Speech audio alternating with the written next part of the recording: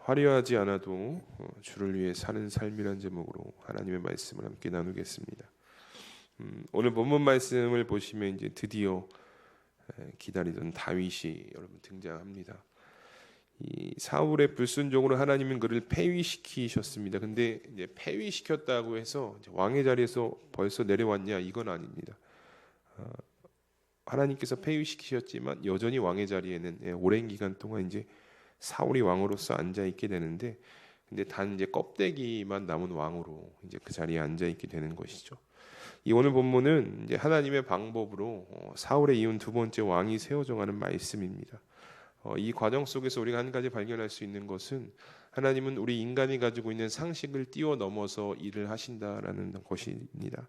이 상식이란 사람들이 보편적으로 공유하는 지식을 이제 우리가 상식이라고 말하는데, 이 다윗을 세워가시는 모든 과정이 인간이 생각할 수 없는 하나님만의 방법으로 일하고 계시다라는 것을 우리가 고백하게 되죠. 여러분, 오늘 말씀 우리가 함께 나누시면서 우리의 삶에도 인간의 방식을 뛰어넘어서, 인간의 상식을 뛰어넘어서 일하시는 그 하나님을 또 만나시고 경험하시는 은혜가 있기를 소망합니다.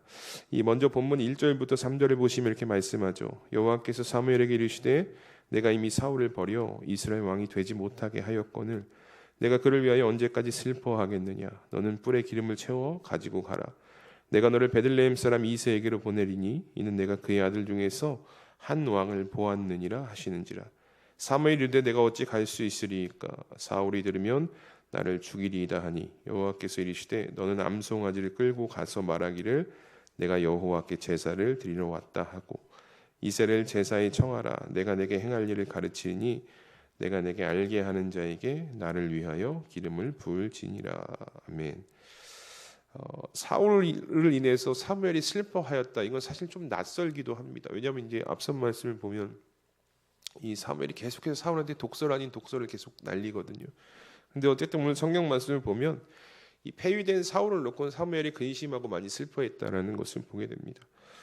그런데 이 하나님께서 더 이상 이제 너는 사울을 위해서 슬퍼하지 말라 이렇게 얘기하죠. 하나님의 하실 일, 그 뜻은 이미 진행되어지고 있으니 옛 일로 이제 슬퍼하지 말라고 말씀하시면서 이제 다음 할 일을 이제 사명을 주시는데 그것이 무엇이냐면 사울에 이을 새로운 왕에게 기름을 부으라라고 말씀하십니다. 그리고 구체적인 장소, 가문도 이제 알려주시는데요. 그런데 사실 이 사명이 여러분 오늘 사무엘의 입장에서 봤을 때는요, 선뜻 순종하면서 나아가기가 사실 쉽지 않은 일이었습니다. 왜냐하면 하나님께서 사울을 버리긴 버리셨지만 그러니까 왕의 자리에 지금 앉아 있거든요. 그러니까 여전히 표면적으로 비춰지는 왕은 이제 사울이었다라는 거예요. 그런데 사울이 살아서 왕의 자리에 앉아 있는데 다른 왕에게 기름을 부으러 간다. 이건 다른 말로 반역이거든요. 그러니까 언제든지 사울의 눈에 띄고 이것이 밝혀지면 충분히 사울에 의해 죽임을 당할 수 있는 그 사명을 오늘 하나님께서 주신 것입니다. 더군다나 지금 사무엘이 살고 있는 거주하는 이 라마는 이 베들레헴, 다윗이 살고 있는 베들레헴에서 북쪽에 있는데 이 라마에서 베들레헴까지 가려면 한 곳을 지나야 되는데 그것이 어디냐? 기브아였습니다. 근데 사울이 어디에 거주했냐면 이 기브아에 거주하고 있었던 거예요. 그러니까 라마에서 베들레헴으로 가려면 이 기브아를 거쳐서 그 산등성이를 통해서 가야 되는데 이것이 이제 사울의 정보망에 들어올 수 있었다는 거예요. 왜냐하면 사무엘의 움직임은요 이스라엘에게 있어서 촉각을 곤두세우는 일이었거든요. 그러니까 하나님의 말씀을 전하러 가기도 하고 여러 가지 교육을 하기 위해서 갔기 때문에 그냥 이렇게 우리처럼 쉽게 옮겨 다니던 인물은 아니었다는 것입니다. 그러니까 사무엘이 옮기는 것이 사울의 귀에 들어갈 확률이 높았고 사무엘은 그로 인해 큰 걱정이 있었던 것이죠. 어떻게 가서 다윗에게 가서 이새의 아들에게 가서 기름을 부을까? 이것이 이제 근심하고 걱정되는 일이었다는 것이죠. 그러니까 이런 사무엘의 명령을 이 사무엘이 하나님의 명령을 근심하자 하나님께서 친히 나서셔서 뭐라고 말씀하시냐면 한 가지 방법을 제시해 주십니다. 제사를 드리는 방법을 통해서 베들레헴으로 가라 이렇게 이야기하시죠. 그러니까 사무엘은 지금 제사장의 역할을 같이 수행하고 있었기 때문에 제사를 드리러 지역을 옮기는 것은 사실 어색한 모습은 아니었거든요. 그러니까 이 방법을 통해서 베들레헴까지 안전하게 갈 수 있는 길을 하나님께서 오늘 사무엘에게 제시해 주셨다라는 것입니다. 여러분, 하나님께서는요 오늘 저와 여러분들에게도 사명이라는 것을 주십니다. 이건 나이의 많고 적음이 중요한 것이 아니라 하나님께서 직분을 주시는 것은 그에 따른 사명을, 하나님의 일을 함께 하기를 원하시는 마음으로 우리에게 직분을 주시는 것인데, 이 자신의 뜻을 계시하셔서 하나님의 뜻이 우리를 통해서, 직분받은 자를 통해서, 또 성도를 통해서 이루어져 가는 것을 하나님께서는 바라고 원하십니다. 그래서 성도의 삶은요, 여러분, 다른 말로 하면 하나님의 사명을 이루어가는 삶이 오늘 성도의 삶이란 것이죠. 그런데 여러분, 이 사명이라는 것이요, 여러분 받아보셔서 아시겠지만 때로는 부담스러울 때가 있거든요. 내 입장에서 할 수 있을까? 내가 과연 감당할 수 있을까? 그러니까 인간적인 눈으로 봤을 때 오늘 사무엘과 같은 상황을 우리는 수없이 겪어왔다라는 것입니다. 그런데 여러분, 오늘 말씀을 통해서 우리가 고백할 수 있는 한 가지는 무엇이냐면, 하나님께서는 우리에게 사명만 주시진 않는다라는 거예요. 우리에게 사명을 맡기시고 그 사명을 감당할 수 있는 방법과 사명을 감당할 수 있는 모든 길을 하나님께서 열어주신다라는 사실입니다. 그냥 직분 주시고 하나님의 일을 맡기시고 어떻게 하냐 지켜보는 것이 아니라 그 일을 감당해 나가실 수 있도록 방법과 길을 주시고, 때로는 지혜를 더하여 주시면서 하나님의 일이 여러분들을 통해서 이 땅 가운데 이루어지는 것을 하나님께서 그렇게 제시해 주시면서 지켜보신다라는 것이죠. 오래전 그 한 영화제의 수상 소감 중에서요, 한 배우가 이렇게 고백하는 것을 보게 되었습니다. 밥상 소감이라고 이제 화제가 되었던 적이 있는데, 이 나무주연상을 탄 배우가 이렇게 고백을 하는 것을 보게 됩니다. 저는 잘 차려진 밥상에 그냥 연기라는 숟가락만 얹어서 이 상을 받게 되었습니다라는 이제 고백을 하는 것을 보게 됐는데, 이게 뭐냐면 모든 내가 오늘 상을 탈 수 있는 이 자리까지 올 수 있었던 것은 나의 노력이 아니라 여러 스텝들의 고생이 있었기 때문에 오늘 내가 여기까지 올 수 있었습니다라는 그런 수상 소감이 한때 화제가 된 적이 있었죠.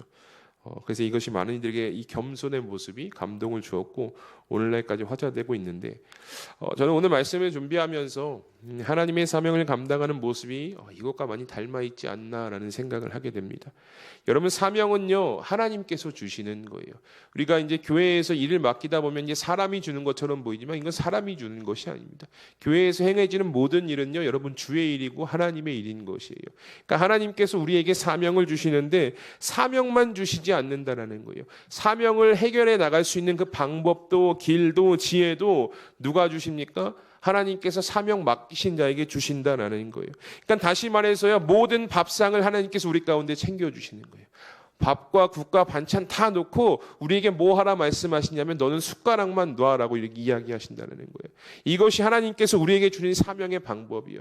내가 만들어가고 내가 해결해 나가고 내가 방법과 길을 찾아서 제시하는 것이 아니라 모든 것은 하나님께서 이미 차려 놓으셨고 우리에게 뭘 하길 원하시냐면 숟가락만 놓기를 원하신다는 거예요.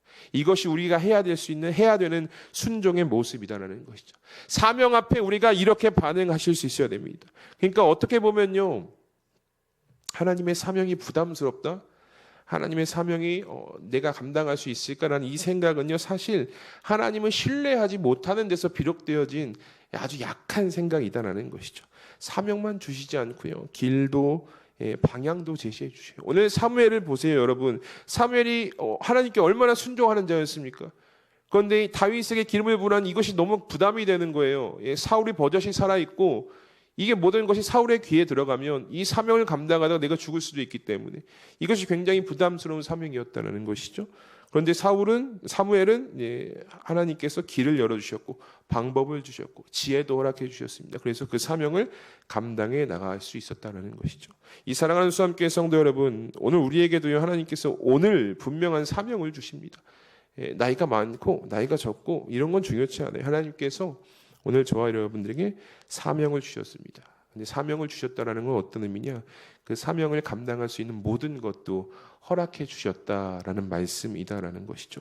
그러니 오늘 저와 여러분들이요 사명을 받으셨다면 그냥 믿음으로 하나님을 신뢰하시면서 한 걸음 믿음으로 내디디시는 우리 성도님들이 되셨으면 좋겠습니다. 여러분, 그 이유는 하나님께서 책임지시는 거예요. 그 이유는 하나님께서 하신다라는 거예요. 내가 하는 게 아니라 하나님께서 책임지십니다. 이 믿음을 가지고 사명 앞에 서시는 여러분들이 되시기를 주님의 이름으로 축복합니다. 오늘 사무엘도요, 이 충분히 망설일 만한 사명이었는데 하나님을 신뢰하며 나아갑니다. 그리고 베들레헴으로 발걸음을 옮기는데 4절에 보시면 베들레헴에 갔는데 이 마을의 장로들이요 반응이 심상치가 않은 거예요. 뭐라고 이야기하냐 봤더니 평안으로 오셨습니까? 라는 질문을 하게 되는 것을 보게 돼요. 그러니까 사무엘이 오는 것이 두 가지 의미가 있는데 하나는 무엇이냐면 선지자였잖아요. 지금도 선지자고 그러니까 하나님의 심판의 메시지를 전하는 자였다는 거예요. 근데 그 선지자가 갑자기 마을에 왔으니 혹 하나님의 심판이 아닐까라는 두려운 마음이 이들 가운데 있었다는 거죠. 이것이 이제 첫 번째 사무엘을 반기지 않았던 이유고, 두 번째는 백성들도 알고 있는 거예요. 사무엘과 사울이 결별하였다는 거, 사이가 좋지 않다는 것을 알고 있는 거예요. 근데 그 사무엘을 자신들이 반기면 이 왕이 어쨌든 왕으로 있는 이 사울에게는 반기를 되는 상황이 되는 것이잖아요. 그래서 이 두 가지 상황이 이 사무엘을 반기지 못하는 모습이 되었다는 것이죠. 그래서 물어보고 있는 거예요. 사무엘이 딱 등장하니까 평강을 위하여 오셨습니까? 라고 물어보는 것이죠. 이 사무엘을 굉장히 반기지 않았던 베들레헴 사람의 모습들. 근데 이 사무엘은요 반기지 않던 어쨌든 하나님께서 주신 사명이니까 내가 평강으로 왔다 하고 제사를 드리기 위해서 이제 이새의 아들들을 초대해서 그곳에서 이제 제사를 드리며 하나님의 뜻을 사명을 감당해 나가는데 왜 왔습니까? 왕으로 기름 붓기 위해서 왔잖아요. 그래서 이제 이새에게 아들들을 불러오라고 이야기합니다. 엘리압으로부터 시작해 7명의 아들을 이제 쭉 불러오게 되는데 엘리압을 딱 보게 되는 거예요. 딱 그냥 외면적으로 봤을 때 그러니까 사무엘도 어떤 마음이 있었냐면 저 사람이 하나님께서 왕으로 세우실 사람이구나. 이게 보였던 거예요. 딱 보자. 6절에 뭐라고 말씀하고 있느냐? 우리 함께 읽어보실까요? 오늘 본문 말씀 6절입니다. 시작. 그들이 오매 사무엘이 엘리압을 보고 마음에 이르기를 여호와의 기름 부으실 자가 과연 주님 앞에 있도다 하였더니. 아멘. 사무엘의 마음이 엘리압에게 있었어요. 딱 보니까 왕으로서 딱 그 모습이 딱 드러나게 된 거죠. 그러니까 외적으로 왕으로도 합당했고 또 맏아들이었잖아요. 가장 첫째 아들이었으니까. 근데 하나님은 이렇게 얘기하셔요. 사무엘에게 내가 용모와 키를 보지 않는다라고 이야기하셔요.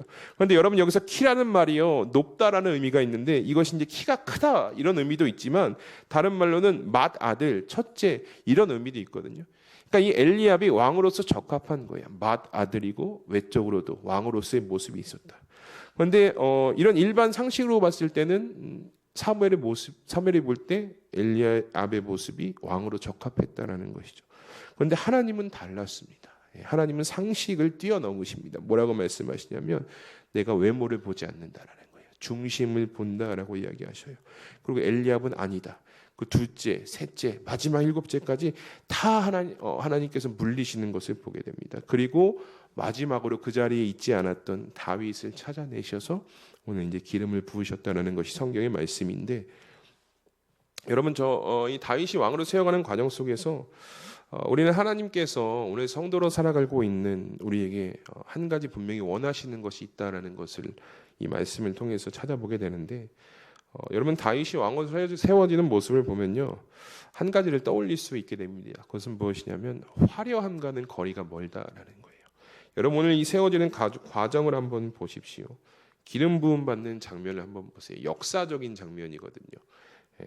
그런데 역사적인 장면인데 은밀하게 진행되어야 되기 때문에 화려함과는 거리가 멀어요. 이 사울이 기름 부음 처음에 사무엘을 만나고 기름 부음 받는 장면을 보면 잔치를 열고 거기에 상석에 앉히고 좋은 음식을 내서 사무엘과 함께 하루를 함께 한 후에 기름을 부었다라는 것을 보게 되거든요. 그러니까 이 사울이 기름 부음 받을 때랑 다윗이 기름 부음 받을 때를 보면 너무 화려함이 차이가 난다라는 거예요. 이 화려함이 너무 차이가 나서 다윗이 기름 부음 붓는 장면이 너무나 화려하지 않게 우리 가운데 느껴진다는 것이죠.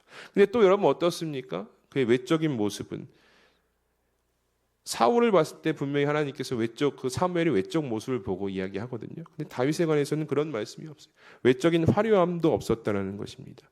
그러니까 엘리압은 맏아들이고 여러 가지 스펙도 있었지만 다윗은 그런 게 없었다는 거예요. 물론 12절을 보면 이렇게 얘기해요. 눈이 빼어나고 아름다웠다. 근데 이것은 어떤 왕으로서의 외적 화려함은 아니거든요. 그러니까 다윗은 기름 부음 받는 장면도 또 왕으로서의 모습도 가지고 있지 않는 화려함과는 그냥 거리가 먼 자였다는 것이죠. 근데 그럼에도 불구하고요, 하나님 오늘 이 화려하지 않았던 이 이스라엘의 두 번째로 다윗을 세우신 것을 보게 됩니다. 그러니까 하나님께서 있어서 중요한 것은 무엇냐면 그 외적인 화려함이 아니라는 거예요. 외적으로 화려한 신앙의 모습이 아니라 하나님께서 무엇을 보셨냐? 중심인 것을 보셨다라고는 성경에 말씀하고 있습니다. 여러분, 우리에게도요, 하나님은요, 화려하게 보이는 신앙을 원하지 않으세요. 물론 같은 값이라면, 우리의 중심이 같다면 조금 더 화려하고 퍼포먼스가 있는 신앙이 좋겠죠. 그런데 이 중심이 같지 않으면서도 화려함만 추구하는 신앙을 하나님께서 원하시지 않는다는 거예요. 그렇다면 하나님께서 뭘 원하시냐? 성경에 말씀하죠. 중심을 원하신다. 저희가 어릴 때 설교 들으면서 이렇게 많이들 말씀하셨어요. 마음이다. 중심은 마음이다. 하나님께서 마음을 보신다. 근데 그 마음이 어떻게 되는지에서 이야기를 안 해주시는 거예요. 중심이 마음인데 이 마음은 하나님께서 도대체 다윗의 마음에서 무엇을 보셨을까가 저한테 굉장히 큰 고민이었거든요. 근데 여러분이 중심이라는 단어 히브리어로 보면 뭐라고 이야기하냐? 레부 혹은 레바부로 해석하는데 이것을 정확하게 해석하기는 어렵다고 합니다. 그러나 모든 상황을 따져봤을 때 이 중심이란 단어는 마음보다 더 나아가서 마음속에 일어나는 한 가지 상황을 이야기하고 있는 것인데 바로 그것이 무엇이냐면 동기라는 거예요. 마음, 어떤 일이나 행동을 일컫는 계기가 무엇인가라는 것이 바로 이 중심이라는 단어와 연결시킬 수 있다는 것이죠. 그러면 하나님께서 다윗을 보실 때 그의 중심을 보실 때 그의 마음속에서 무엇을 보셨냐? 어떤 일이나 무엇을 행할 때에 어떤 계기를 가지고 그가 움직이느냐 이것을 보셨다라는 거예요. 여러분 우리가 오늘 이 본문 말씀 1절을 보면 우리가 가지고 있는 성경인 개역 개정에서는요 번역되지 않았던 히브리어 단어가 하나가 있는데 바로 무엇이냐면 레라는 전치사가 하나가 번역이 안 됐습니다. 그런데 이것이 어떤 뜻이냐면 나를 위한이란 뜻이에요. 그러니까 이 말씀을 가지고 오늘 1절 말씀을 보면 하나님께서 나를 위한 한 왕을 이새의 가족 중에서 봤다라는 말씀이거든요.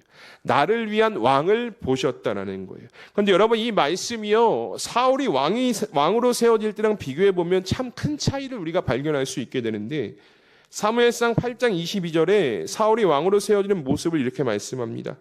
여호와께서 사무엘에게 이르시되 그들의 말을 들어 왕을 세우라 하시니라고 이야기합니다. 자, 그들의 말을 들어서 왕을 세우라라고 이야기하시거든요. 여러분 백성들이 왕을 요구했다라는 거 우리가 알고 있지 않습니까? 그래서 결과적으로 하나님은 그 백성들을 위해서 사울을 세워주신 거예요. 그런데 그 과정 속에서 하나님께서 이렇게 말씀하시고 있는 것입니다. 그들의 말을 들어서 백성들의 말을 들어서 내가 왕을 세우겠다. 백성들을 위한 왕을 세우겠다라고 이렇게 말씀하셨다는 거예요. 여러분 그렇기 때문에 사울의 중심에는요 항상 무엇이 있었냐? 백성이 있었던 거예요. 지난 말씀 우리가 살펴보면 어떻게 고백합니까? 사울이 하나님 앞에 거짓 회개하죠. 왜냐? 그의 마음 가운데는 백성이 중심이 있었거든요. 백성들에게 잘 보여야 되니까 백성들이 나의 왕권을 이어줄 것으로 여겼으니까 이 백성이 마음의 중심에 있었기 때문에 그의 마음의 모든 동기는 계기는 행하는 이유는 백성이었다는 거예요. 그런데 여러분 오늘 다윗은 달랐다라는 것입니다. 성경이 뭐라고 말씀하냐? 그의 중심은 백성이 아니었다라는 거예요. 하나님께서 분명히 1절에 뭐라고 말씀하시냐면 나를 위한 왕을 봤다라는 거예요. 즉 다윗이 마음에 가지고 있었던 중심, 하나님께서 보셨던 중심 무엇이냐면 그가 무엇으로 움직이느냐? 다윗은 주를 위해 움직였다라는 거예요. 무엇을 하든지 무엇을 하고 생각하든지 이 모든 동기와 계기가 무엇이었냐? 주님이었다라는 거예요. 그러니까 하나님께서 이것을 보셨기 때문에 다윗을 두 번째 왕으로 세우신 거예요. 화려함은 없거든요. 누가 봐도 왕의 모습은 아니거든요. 여러분 이 당시 왕이요 전쟁에 나가는 그 사명이 중요한 것이었거든요. 그런데 이 전쟁에 나가려면 왕도 갑옷을 입고 칼을 차야 되는데 이 칼의 길이가 이만해요.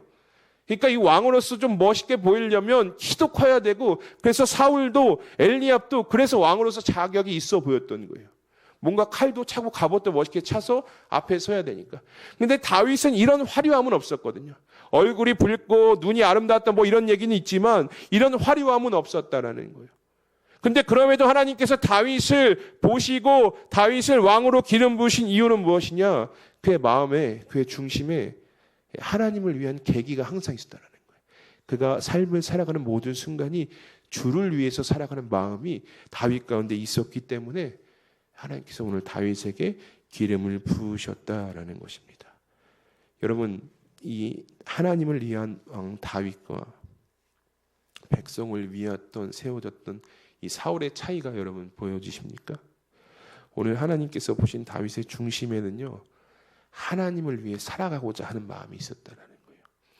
내가 먹든지 마시든지 양을 치러 나가든지 이 모든 상황이 주를 위한 그 동기를 가지고 계기를 가지고 다윗이 움직였다라는 거예요. 하나님께서 이것을 보시고 엘리압이 아니라고 하신 거예요. 엘리압은 이런 마음이 없었거든요.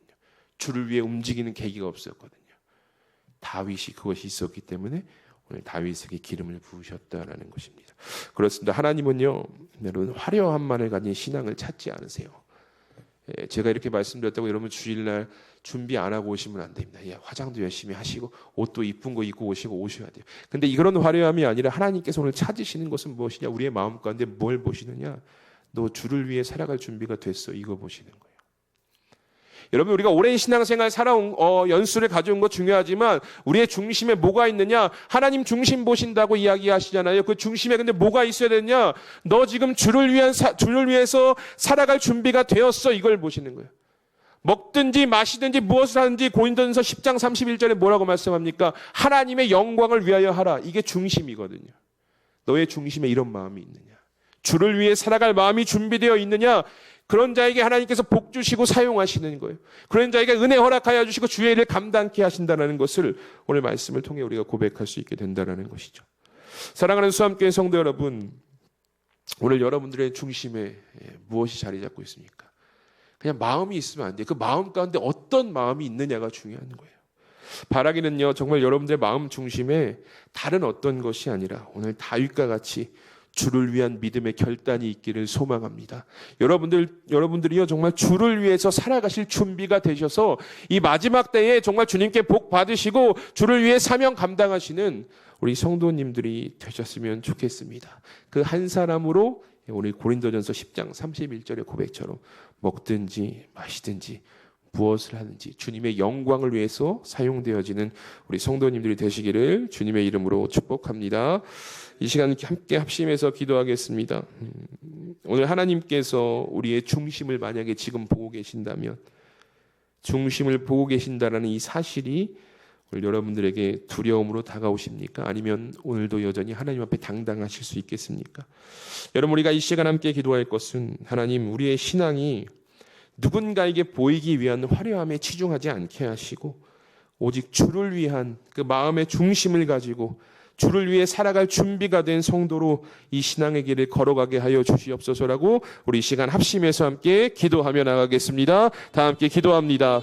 하나님 감사합니다. 오늘 하나님께서 사울을 폐위시키시고 다윗에게 기름을 부으셔서 이스라엘의 두 번째 왕으로 세워가시는 말씀을